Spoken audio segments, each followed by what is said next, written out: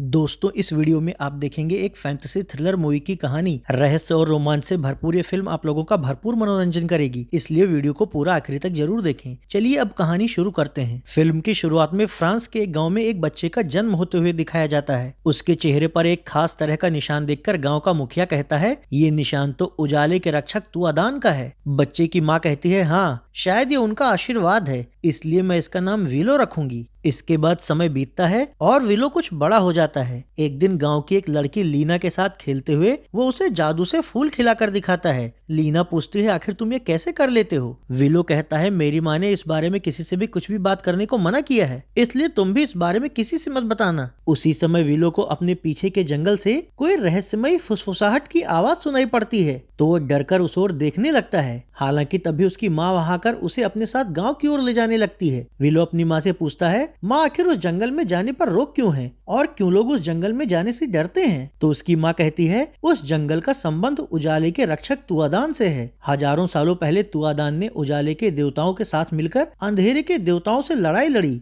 और उन्हें पाताल में खदेड़ दिया। इसके बाद तुआदान खुद इसी जंगल में जाकर कहीं गायब हो गए। तभी से उस जंगल में जाने पर प्रतिबंध है। बातों ही बातों में ये दोनों अपने गांव के करीब पहुंच जाते हैं, जहां सभी लोगों को एक और जाते देखकर विलो की माँ एक आदमी से पूछती है, सभी लोग कहाँ जा रहे हैं? तो वो आदमी कहता है, गांव वालों ने जो समस्याएं बताई थी उसी की सुनवाई के लिए राजा ने अपने ताकतवर मंत्री बार्क को यहाँ भेजा है। ये सुनकर विलो की माँ उससे कहती है, तुम घर जाओ, मैं सुनवाई से होकर अभी आती हूँ। अगली सीन में गाँव में आए दुष्ट मंत्री बार्क और उसके लोगों को दिखाया जाता है। वो अपने सामने इकट्ठा हुए गांव वालों से कहता है, तुम लोगों ने राजा से मदद मांगी थी कि तुम लोगों के खेतों में फसलें उगना बंद हो गई हैं, जिससे तुम लोगों के सामने भूखमरी का संकट उत्पन्न हो गया है। पर शायद इसकी वजह यह है कि तुम लोग हमारे बताए हुए देवताओं की पूजा सही से नहीं कर रहे हो और बलि भी नहीं दे रहे हो। तुम लोगों में से किसी एक को अपनी बलि देनी होगी ताकि देवता खुश हो और तुम्हारे खेतों में फसलें फिर से लहलहाने लगें। ये सुनते ही सभी गाँव वाले सहम जाते हैं, पर उन्हीं लोगों के बीच में खड़ा विलो कहता है, इंसानों का अनमोल जीवन बलि देने के लिए नहीं है। तुआदान ने इंसानों की रक्षा करने का संदेश दिया था, न कि उनकी बलि देने का।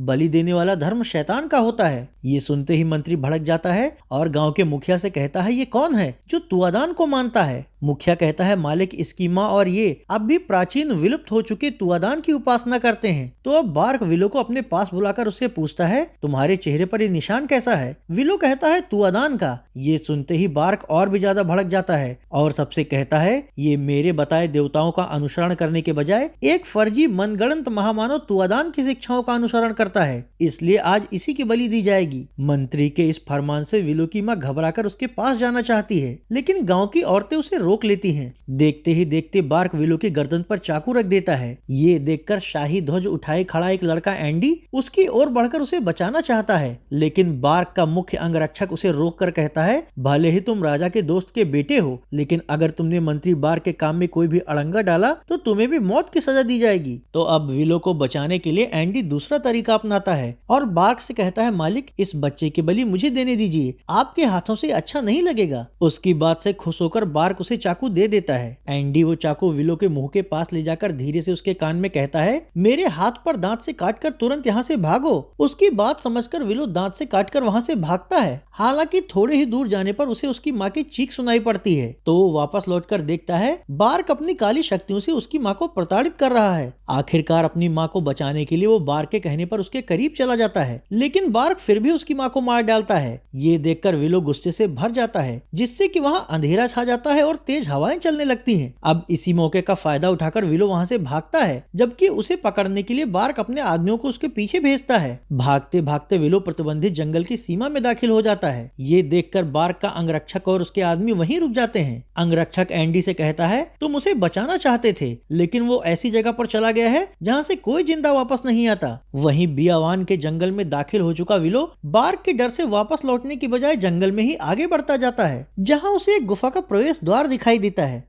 अगले सीन में राजमहल की ओर जा रहे बार्क को दिखाया जाता है। वो अपने अंगरक्षक से कहता है, उस लड़के की शक्तियां हमारी योजना में बाधा बन सकती थीं। अच्छा हुआ कि जंगल ने उसे निगल लिया। रही बात इस एंडी की, तो इसे भी उसकी मदद करने के लिए कुछ कोड़े जरूर मारे जाएंगे।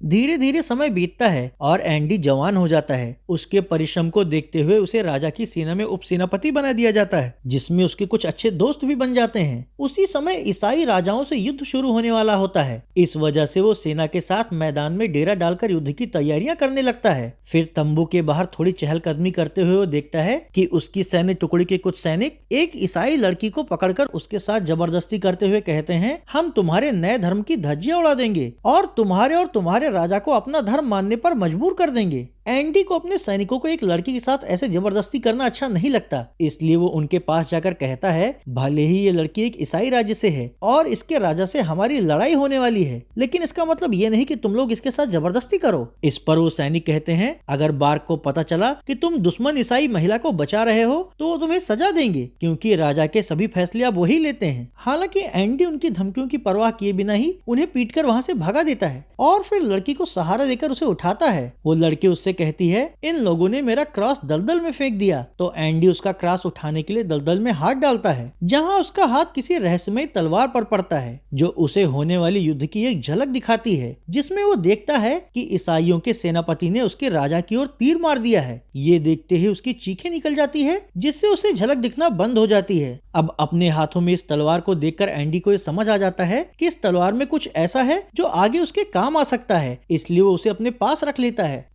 इसके बाद वो बार्क और बाकी सैन्य अधिकारियों सहित राजा के पास युद्ध की रणनीति पर चर्चा करने जाता है, जहां राजा सबसे कहते हैं, हम ईसाई राजा की सेना पर सीधा हमला करेंगे। तो एंडी कहता है, जब तक दुश्मन सेना युद्ध के लिए आगे ना बढ़े तब तक हमें हमला नहीं करना चाहिए, और अगर वो शुरुआत करते भी हैं तो हमें घात लगाकर लड़ना चाहिए, ना कि सीधे। इससे हमें कम से कम सैनिक खोने पड़ेंगे। इस पर राजा नाराज होकर उससे कहते हैं, तुम मुझे मत बताओ कि क्या सही है और क्या गलत, सेनापति को बुलाओ। एंडी कहता है, माफ करें महाराज, शायद आप भूल रहे हैं कि हमारे सेनापति 4 महीने पहले ही युद्ध में मारे जा चुके हैं और आपने उनका काम मुझे सौंप दिया है। राजा कहते हैं, हो सकता है, आजकल मैं चीजें भूल जाता हूँ। अब उनके बगल खड़ा बार्क कहता है, राजा थक गए हैं, इसलिए उन्हें युद्ध से पहले आराम की जरूरत है। हालांकि एंडी को ऐसा लगता है जैसे राजा का दिमाग भ्रमित है और बार्क कोई खतरनाक चाल चल रहा है। एंडी के साथी सैनिक बार्क से कहते हैं, सीधे हमले में हमारे बहुत से सैनिक बेमौत मारे जाएंगे, लेकिन बार्क उनकी बात अनसुना कर देता है, जिससे कि कुछ ही देर बाद ईसाई राजा की सेना के साथ उनकी लड़ाई शुरू हो जाती है। दोनों ओर के सैनिक एक दूसरे को मार काट रहे होते हैं। इस लड़ाई के दौरान ही एंडी को वो झलक याद आती है जो कि उसे तलवार उठाते हुए दिखी थी।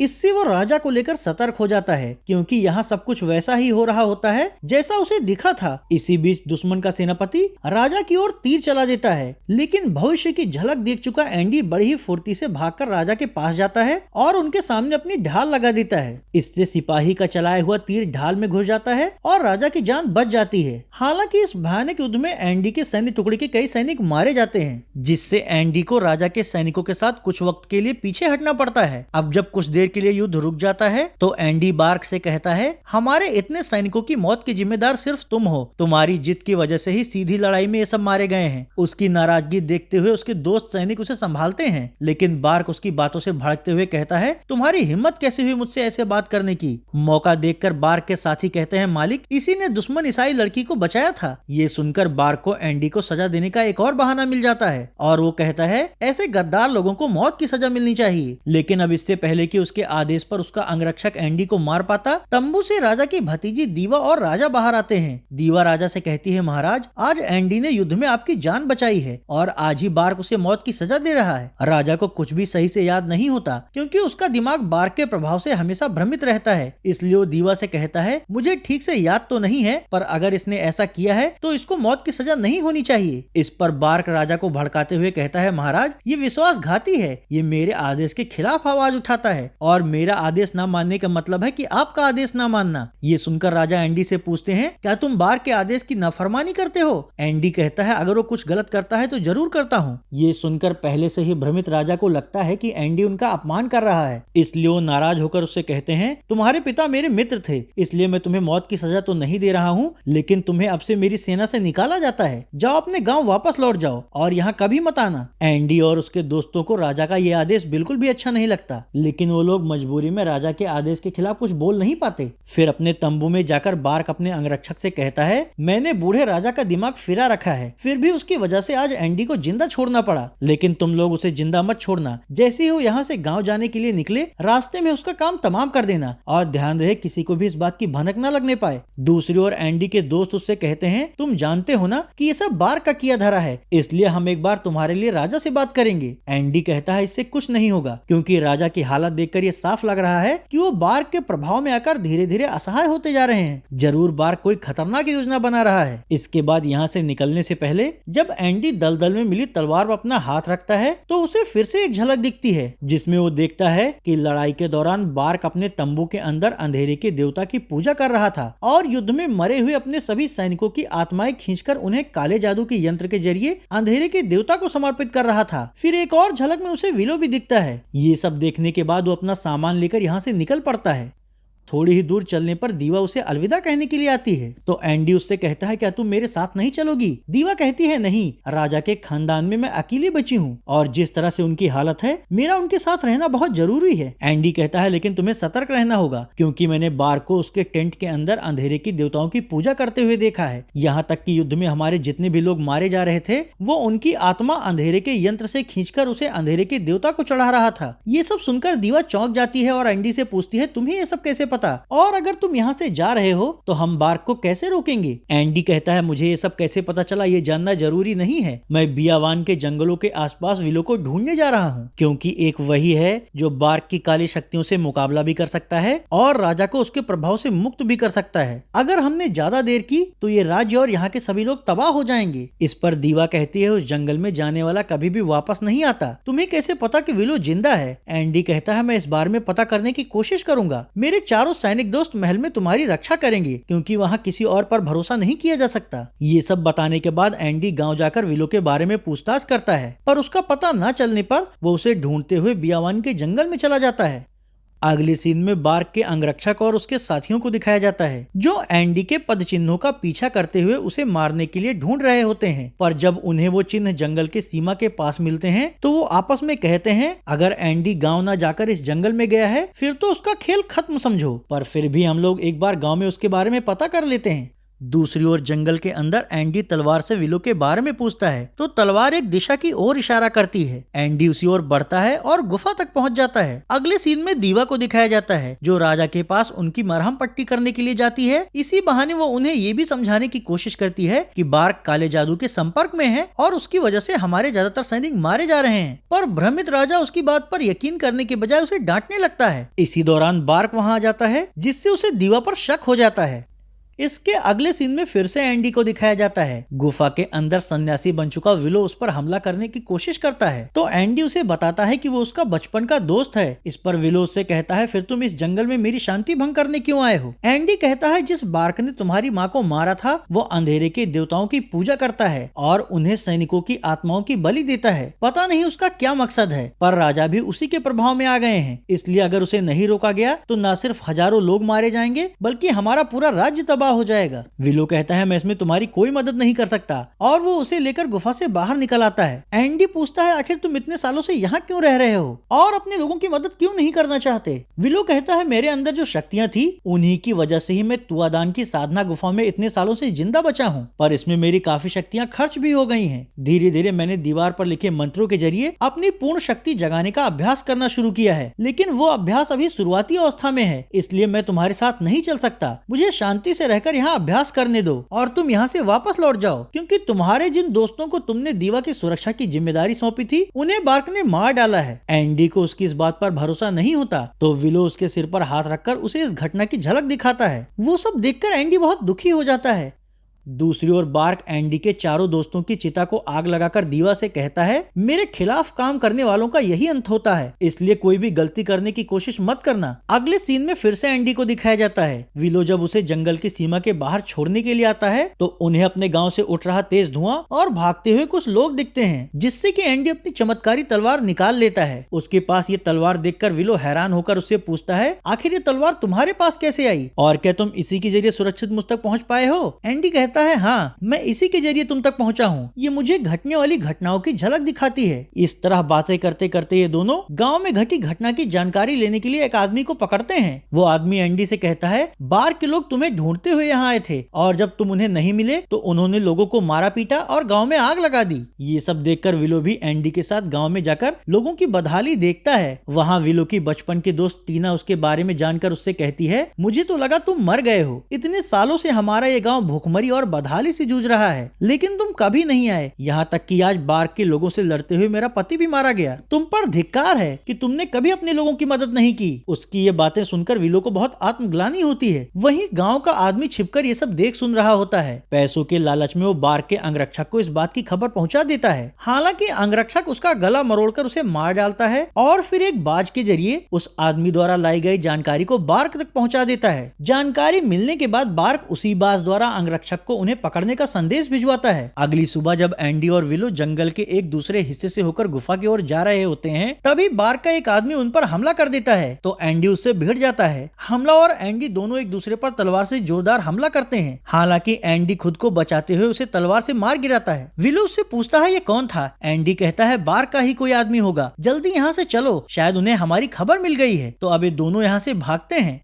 रास्ते में विलो एक हमलावर से बचने के लिए खुद को और एंडी को गायब करने की कोशिश करता है, पर उसका कमजोर जादू कुछ ही देर काम करता है जिससे कि वो दोनों को फिर से दिखने लग जाता है। आखिरकार बचने के लिए दोनों दोबारा भागते हैं, पर इस बार ये लोग एक दूसरे गिरोह के लोगों के द्वारा पकड़े जाते हैं। अब गिरोह के लोग इन दोनों को पकड़कर अपने सरदार आयोर के पास ले जाते हैं। आयोर एंडी से कहता है मैं दीवा का दूर का रिश्तेदार हूँ, उसी ने मुझे तुम लोगों को ढूंढकर तुम्हारी सुरक्षा करने का काम सौंपा था, इसलिए अब से तुम दोनों बेफिक्र रहो। ये सब जानकर दोनों उस पर भरोसा करके वहीं रुक जाते हैं। रात होने पर एंडी आइवर से कहता है क्या तुम और तुम्हारे लोग बार के खिलाफ हमारे साथ लड़ाई लड़ेंगे, क्योंकि उसने राजा को भी बरगला दिया है। ये लोग बातें ही कर रहे होते हैं कि तभी बार का अंगरक्षक और उसके आदमी वहां पहुंच जाते हैं। अब एंडी और विलो को हैरान होते हुए देखकर आइवर उनसे कहता है बार्क ने मुझे जमीन और धन देने का वादा किया था, इसलिए मैंने उन्हें तुम दोनों के यहाँ होने की सूचना भिजवाई थी। अब क्योंकि बार्क खुद इन दोनों को देखना चाहता था, इसलिए अंगरक्षक काले जादू का एक यंत्र अपने एक आदमी के गले में पहनाता है। इस यंत्र के जरिए ही महल में बैठा बार्क आदमी के शरीर पर काबू करके उसकी आंखों से दोनों को देखता है और कहता है दोनों को मार डालो। तो उसके आदमी उन दोनों को घेर कर उन पर हमला करने लगते हैं। एंडी और विलो उनसे लड़ने की कोशिश भी करते हैं, लेकिन इतने सारे लोगों के बीच वो लोग टिक नहीं पाते।